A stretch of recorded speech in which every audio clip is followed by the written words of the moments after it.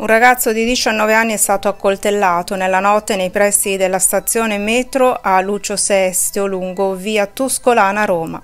Al momento dell'aggressione si trovava con la fidanzata, che ha raccontato che l'attacco è avvenuto senza motivo apparente.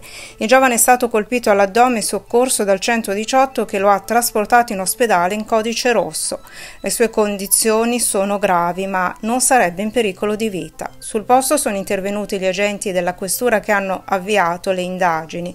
Secondo quanto riferito, l'aggressione sarebbe stata compiuta da alcuni ragazzi di origine peruviana, conosciuti solo di vista dalla vittima.